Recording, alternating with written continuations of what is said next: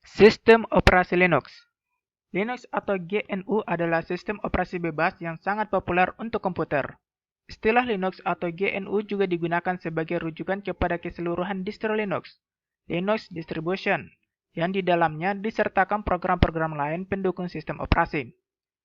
Distro Linux telah mengalami pertumbuhan yang pesat dari segi popularitas, sehingga lebih populer dari versi Unix yang menggunakan sistem lisensi dan berbayar, maupun versi Unix bebas lain yang pada awalnya menandingi dominasi Microsoft Windows dalam beberapa sisi.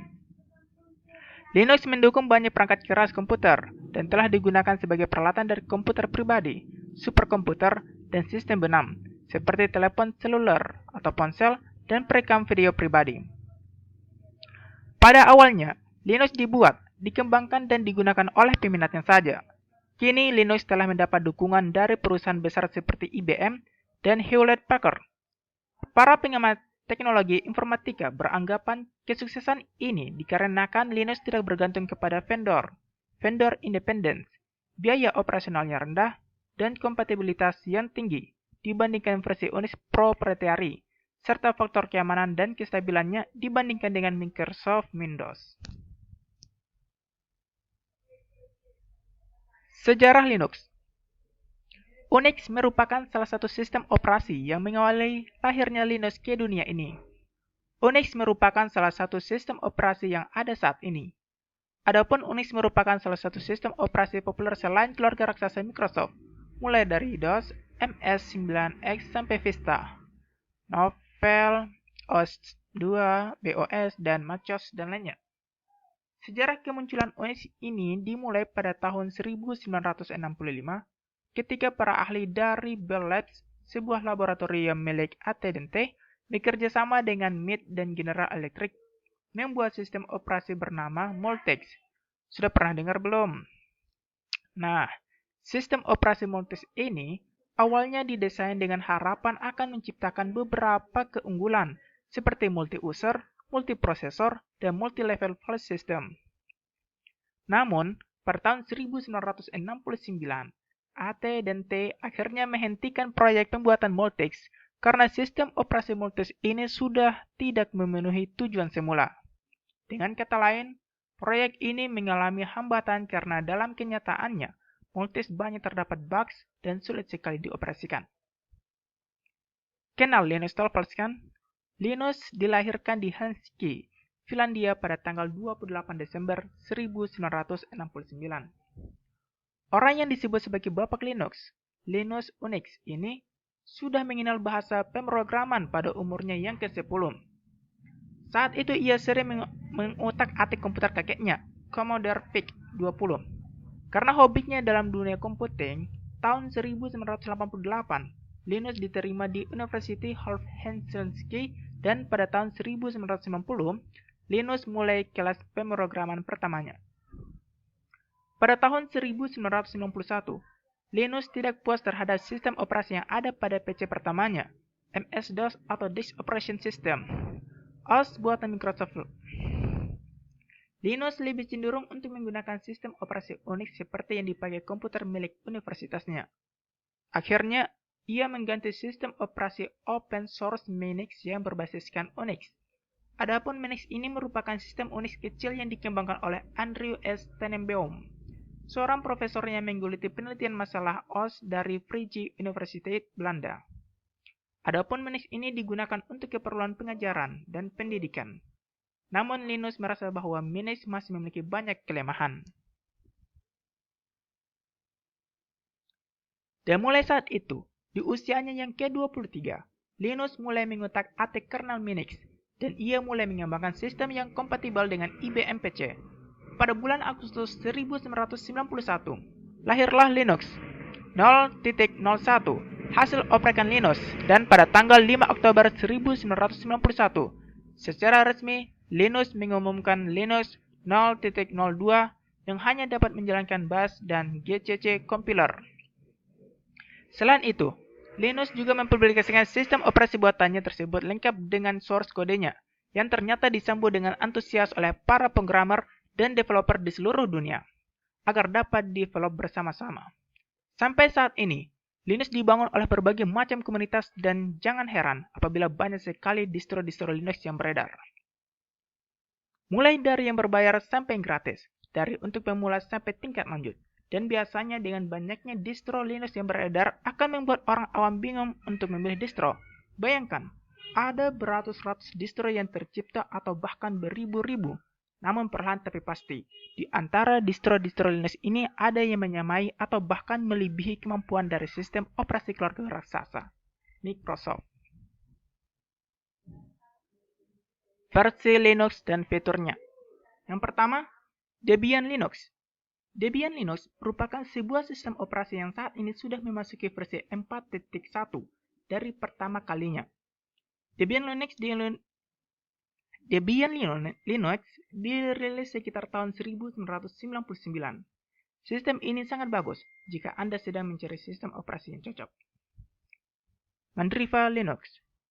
Mandriva Linux lahir diinspirasi oleh Red Hat dengan adanya banyak pengembangan serta aplikasi prakonfigurasi.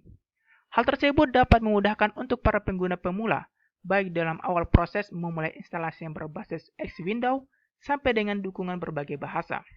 Pada sistem operasi ini, semua paket telah dikompilasi dengan optimasi berprosesor dan menghasilkan optimasi yang bagus. Dulunya bukan bernama Mandriva Linux, melainkan bernama Mandrake Linux. Red Hat Linux. Apabila Anda sedang mencari sistem operasi yang proses menginstalnya sangat mudah untuk dilakukan, maka jawaban Anda adalah Red Hat Linux. Sistem operasi Red Hat Linux ini memang didesain khusus agar mudah untuk diinstal oleh para penggunanya. Caldera Linux. Kelebihan Linux dari sistem operasi Caldera ini adalah sistem operasi keluaran dari Linux ini memang dirancang untuk mudah dioperasikan oleh para pemakainya. Selain itu, sistem operasi Caldera Linux juga menyuguhkan tampilan grafis yang sangat memesona. Dan jika Anda menggunakan sistem operasi Caldera Linux ini, saat menginstal sistem operasi Caldera ini tidak akan membosankan, karena Anda disuguhkan permainan atau game selagi menunggu proses instalisasi selesai dilakukan. Linux Mint. Linux Mint merupakan sistem operasi dengan basis Linux untuk PC. Inti dari Linux Mint seperti pada Ubuntu, sehingga aplikasi yang digunakan di Ubuntu juga dapat berjalan pada sistem operasi Linux Mint. Linux Mint dilengkapi dengan pencarian serta aplikasi favorit. Distro ini memiliki segala kelebihan, salah satunya adalah tampilan desktop sederhana dan manajemen yang mudah untuk dipelajari. Blank-On. Blank-On Linux adalah distro Linux yang dikembangkan oleh Yayasan Penggerak Linux Indonesia atau YPLI, serta komunitas Ubuntu Indonesia untuk menghasilkan distro Linux yang sesuai dengan kebutuhan komputer di Indonesia. Filosofi dari Blank-On ini adalah kemudahan penggunaannya, serta kehandalan yang ditawarkan oleh Blank-On adalah distribusi aslinya. Blank-On dikembangkan bersama-sama dan terbuka dan menghasilkan distro Linux Indonesia seperti pada dunia pendidikan, perkantoran, serta pemerintahan. SUSE Linux. Sistem operasi SUSE Linux ini paling banyak diminati dan digunakan di sebagian negara-negara Eropa. Walaupun banyak digunakan oleh orang Eropa sana, Anda harus bangga dengan sistem operasi SUSE Linux ini, karena sistem operasi SUSE Linux ini bisa menggunakan bahasa Indonesia sebagai salah satu pilihan bahasa yang digunakan dalam sistem operasi komputer yang satu ini. Dengan adanya pilihan bahasa Indonesia, tentu saja memberikan kemudahan dalam untuk mengoperasikan komputer Anda. Kekurangan dan kelebihan sistem operasi Linux. Kelebihan Linux. Linux merupakan sistem operasi bebas dan terbuka, sehingga dapat dikatakan tidak terdapat biaya lisensi untuk membeli atau menggunakan Linux. Linux mudah digunakan. Dulu, Linux dikatakan merupakan sistem operasi yang sulit dan hanya dikhususkan untuk para hacker. Namun, kini pandangan ini salah besar. Linux mudah digunakan dan dapat dikatakan hampir semudah menggunakan Windows. Hampir semua aplikasi yang terdapat di Windows telah terdapat alternatifnya di Linux. Keamanan yang lebih unggul daripada Windows. Dapat dikatakan hampir semua pengguna Windows pasti pernah terkena virus, spyware, trojan, adware, dan sebagainya. Hal ini hampir tidak terjadi pada Linux. Linux relatif stabil. Komputer yang dijalankan di atas sistem operasi Unix yang sangat dikenal stabil berjalan tanpa henti. Kekurangan Linux. Banyak pengguna yang belum terbiasa dengan Linux dan masih Windows-minded. Hal ini dapat diatasi dengan pelatihan-pelatihan atau edukasi kepada pengguna agar mulai terbiasa dengan Linux. Dukungan perangkat keras dari vendor-vendor tertentu yang tidak terlalu baik pada Linux. Untuk mencari daftar perangkat keras yang didukung pada Linux, kita dapat melihatnya di Linux Drivers (ORG) atau Linux Hardware (ORG). Proses instalasi software atau aplikasi yang tidak semudah di Windows. Instalasi software di Linux akan menjadi lebih mudah bila terkoneksi ke internet atau bila mempunyai CD atau DVD repositorinya. Bila tidak, maka kita harus mendownload satu persatu paket yang dibutuhkan beserta dependensiesnya. Bagi administrator sistem yang belum terbiasa dengan Unix-like seperti Linux, maka mau tidak mau harus mempelajari hal ini. Sehingga syarat untuk menjadi administrator adalah manusia yang suka belajar hal-hal baru dan terus-terus belajar. Perkembangan Linux di Indonesia. Perkembangan sistem operasi Linux di Indonesia, terutama sejak milenium, baru banyak melahirkan distro-distro berbahasa Indonesia, atau setidaknya distro Linux buatan komunitas IT Indonesia. Untuk diagram sejarah perkembangan asal-usul distro GNU atau Linux Indonesia, berikut ini daftar distro Linux. 1. TrueText Merdeka merupakan sebuah distribusi Linux untuk desktop dengan mengambil basis TrueText Secure Linux dengan penekanan pada security. Paket-paket aplikasi yang disertakan di dalam TrueText Merdeka merupakan paket pilihan dengan auditing yang cukup ketat untuk setiap sumber yang disertakan. Yang kedua, PJAX adalah sistem Linux sendiri yang dikembangkan pada mulanya berdasarkan Linux from scratch. PJAX dapat dibuat untuk promosi Linux. Bisa juga digunakan bagi yang mau kenal Linux, tapi enggak mau install. Distro ini tidak mendukung jaringan. Yang ketiga, WinBI adalah perangkat lunak yang berisikan aplikasi umum berbahasa Indonesia. Dengan software RI diharapkan mengejar ketertinggalan adopsi teknologi komputer secara luas di masyarakat. Selain itu, dimungkinkan untuk digunakan pembelajaran bahasa asing dalam teknologi komputer.